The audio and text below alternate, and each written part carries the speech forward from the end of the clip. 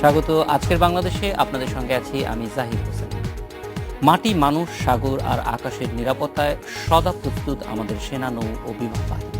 সম্মিলিত এ সশস্ত্র বাহিনী দেশের উন্নয়ন, শৃঙ্খলা আর দুর্যোগেও রাখছে দারুণ ভূমিকা। জাতিসংঘের হয়ে বিশ্ব শান্তি প্রতিষ্ঠায় তাদের অবদান প্রায় সব দেশের ওপরে। শান্তির শপথে বলিয়ান হয়ে 1971 সালের 21শে নভেম্বর যাত্রা শুরু হয় বাংলাদেশের সশস্ত্র বাহিনী। প্রতি বছর তাই সশস্ত্র বাহিনী দিবস হিসেবে উদযাপন করা হয় এই দিনটিতে। এদিন সামনে রেখে আজকে আমাদের আয়োজন তরুণ প্রাতের অরুণোদয়। কথা বলতে আজ আমাদের স্টুডিওতে আছেন বাংলাদেশ সেনাবাহিনীর ব্রিগেডিয়ার জেনারেল মোহাম্মদ আব্দুর রাজ্জাক, আছেন বাংলাদেশ নৌবাহিনীর ক্যাপ্টেন এস.এম. খালিদ হোসেন এবং বাংলাদেশ বিমান বাহিনীর গ্রুপ ক্যাপ্টেন মুস্তাক আহমেদ।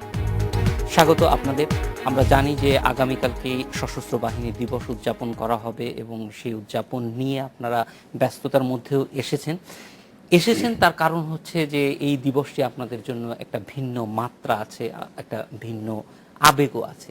তো প্রথমেই একটু রাজ্জাক ভাই আপনার কাছ থেকে জানতে চাইবো যে এই দিবসটি কেন আপনাদের জন্য গুরুত্বপূর্ণ এবং এটার মানে ঐতিহাসিক প্রেক্ষাপটটা যদি আরেকটু আমাদেরকে বুঝিয়ে বলেন। স্বাধীনতা যুদ্ধের পরে বাংলাদেশ সেনাবাহিনী, বাংলাদেশ নৌবাহিনী এবং বাংলাদেশ বিমান বাহিনী আলাদাভাবে এই দিবসটি পালন করতো বিভিন্ন ডেটে।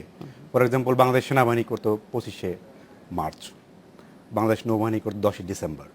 1989 সন থেকে এটা 21শে নভেম্বর আমরা সম্মিলিতভাবে এটা উদযাপন করছি।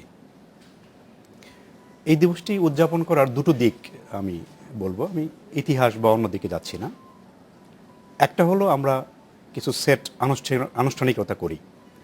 ফর এক্সাম্পল, কালকে দিবসটি শুরু হবে ফজরের নামাজের পরে বিশেষ মোনাজাত দিয়ে। তারপরে 7:30 মহামান্য রাষ্ট্রপতি, মাননীয় প্রধানমন্ত্রী, তিন বাহিনী প্রধান শিখা নির্মাণে পুষ্পমাল্য অর্পণ করবেন।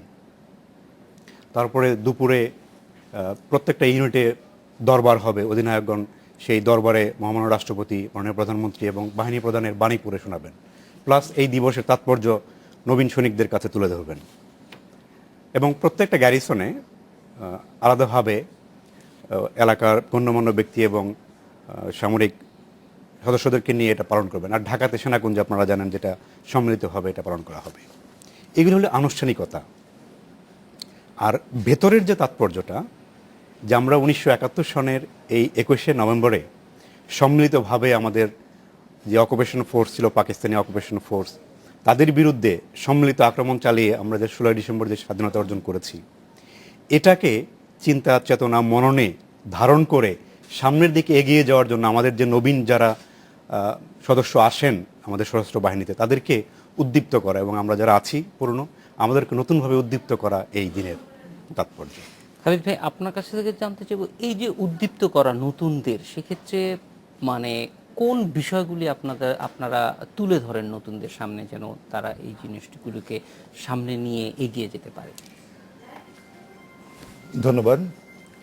প্রথমে আমি এই সশস্ত্র বাহিনী দিবস উপলক্ষে আপনার মাধ্যমে টেলিভিশন যারা দেখছেন তাদের সবাইকে জানাচ্ছি সশস্ত্র বাহিনী দিবসের শুভেচ্ছা, সেই সাথে বিজয় দিবসেরও শুভেচ্ছা। আপনারা জানেন যে 25শে মার্চ যখন পাক হানাদার বাহিনী আমাদের দেশে আক্রমণ করে, তখন স্বাধীনতা ঘোষণা করা হয়। স্বাধীনতা ঘোষণা করার পরই অনেক তরুণ যারা তারা বিভিন্ন জায়গায় পালিয়ে যায় যুদ্ধের প্রস্তুতি নেওয়ার জন্য। এর মধ্যে অনেকেই মারা যায়। একটা ব্যাপার আমি হাইলাইট করতে চাচ্ছি যে এই 25শে মার্চের অনেক আগে থেকেই কিন্তু নেভির একজন অফিসার উনি যুদ্ধ শুরু করেছিলেন। ওনার নাম ছিল মোয়াজ্জেম হোসেন। তিনি তখন নেভির লেফটেন্যান্ট ছিলেন। উনি নেভিতে 1950 সালে জয়েন করেছিলেন। জয়েন করার পরে উনি ইউকেতে ইঞ্জিনিয়ারিং কোর্স করে আসেন। কোর্স করে আসার পরে উনি যখন পাকিস্তানে জয়েন করেন, তখনই তিনি দেখলেন যে একটা বিদ্বেষমূলক আচরণ এবং যা তাকে নাড়া দিয়েছিল। তখন তিনি চিন্তা করতে থাকেন যে কিভাবে এটার উত্তরণ করা যায় এবং তিনি পরিকল্পনা করতে থাকেন। এরপরে তিনি ইউকেতে একটা 2.5 বছরের কোর্সে সাবমেরিনার হিসাবে তার যাওয়ার কথা ছিল, ওটা ক্যান্সেল করে তিনি বাংলাদেশে বদলি নিয়ে আসেন এবং বাংলাদেশে বদলি নিয়ে আসে তিনি বঙ্গবন্ধু শেখ মুজিবুর রহমানের সাথে প্ল্যান করেন, একটা নতুন বাংলাদেশের প্ল্যান করেন। তিনি ইভেন বাংলাদেশের নাম এবং নকশাও প্রণয়ন করেছিলেন। পরে আগরতলার মামলায় তাকে 2 নম্বর আসামি হিসাবে সাব্যস্ত করা হয় এবং 2 বছর তিনি অন্তরীণ থাকেন।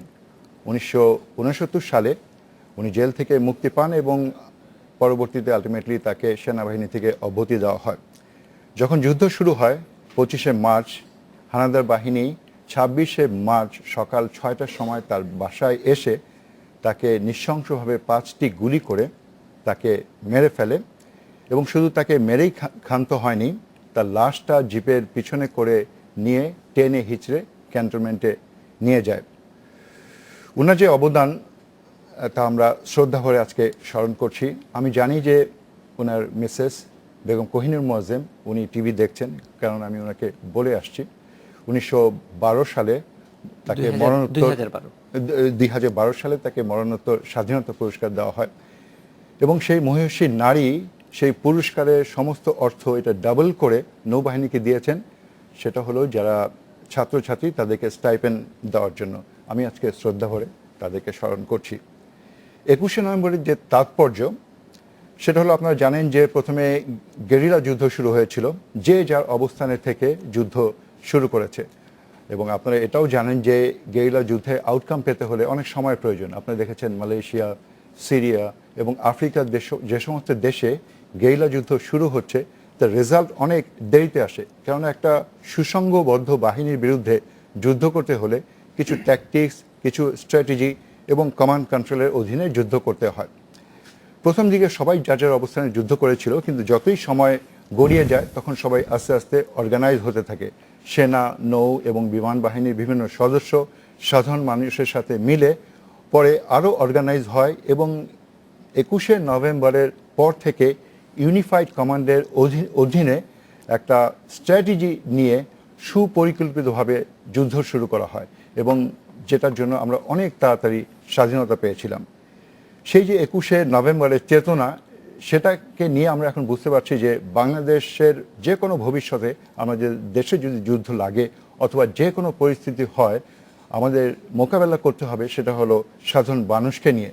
এবং এটাই আমাদের চেতনা যে আমরা বাংলাদেশকে যা কিছুই করতে চাই না কেন, সাধারণ মানুষকে আমাদের অ্যালং সাইডে নিয়ে আমাদের এগিয়ে যেতে হবে, কেননা জনগণই আমাদের মূল চালিকা শক্তি। ধন্যবাদ। খালিদ ভাই, এই জিনিসটা আমরা পরেও আরেকটু আলোচনা করব যে আসলে আমরা সেনাবাহিনীর যে সামগ্রিক পরিকল্পনা, সেখানে যে জনগণ তার বাইরে না বরং জনগণ একটা গুরুত্বপূর্ণ অংশ, এই জিনিসটি কিন্তু আমরা মনে করি যে এই স্ট্র্যাটেজিটা আমরা খুব বেশি ভালো জানি না। তো মুশতাক ভাই, আমরা একটু জানতে চাইবো যে বিমান বাহিনীতে এই দিবসটি আলাদাভাবে উদযাপন করা হয় কিভাবে? ধন্যবাদ। বাংলাদেশ বিমান বাহিনী আমরা আলাদাভাবে ওইভাবে আমরা পালন করি না, আমরা সম্মিলিতভাবেই এই দিবসটা পালন করি। যেটা ব্রিগেডিয়ার জেনারেল রাজ্জাক যেটা বলেছেন, আমরা সকাল থেকে যে অনুষ্ঠান সূচিগুলি শুরু হয় সারাদিন এভাবে চলে। মানে আমি এই যে আজকের এই দিনটার সম্বন্ধে আমি দুইটা দিক দিয়ে আমি জিনিসটা বলতে চাই।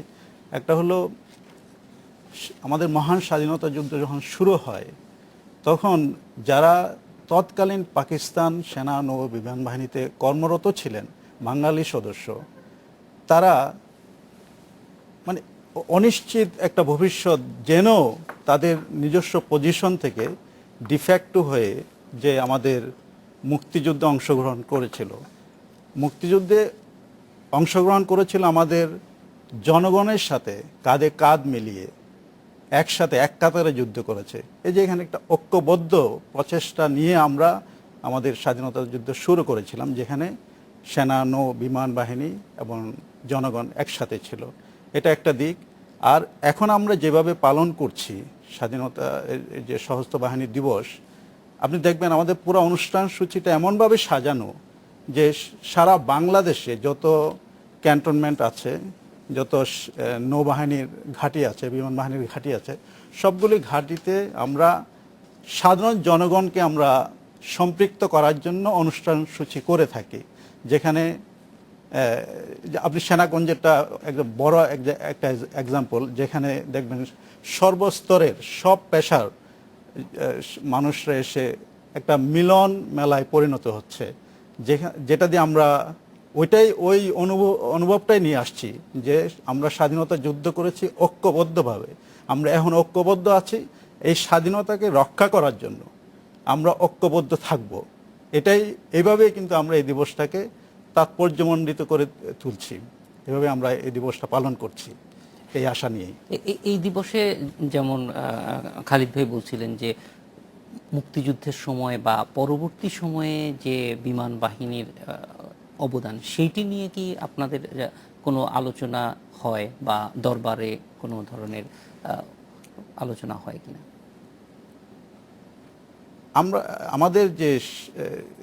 আমাদের যে স্বাধীনতা যুদ্ধের সময় যে বিমান বাহিনী যে অবদানটা রেখেছিল, এটা অবশ্যই আমাদের এই দিনে আমরা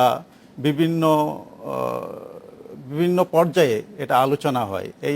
আমাদের যে ত্যাগ স্বীকার করেছিল আমাদের বিমান বাহিনীর সদস্যরা ওই সময়, যে তারা বিমান বাহিনীর সদস্য হওয়ার পরও তারা কিন্তু স্থলবাহিনীর সাথে যুদ্ধ করেছিল। বিকজ আপনারা জানেন যে ওই সময় বিমান বাহিনীর কোনো ইকুইপমেন্ট ছিল না, কারণ আমরা তো পালিয়ে থেকে আমাদের নিজস্ব পজিশন থেকে এয়ারক্রাফট নিয়ে তার আমরা পালিয়ে যাইনি, আমাদেরকে যেতে হয়েছে খালি হাতে, আমাদেরকে যেতে হয়েছে।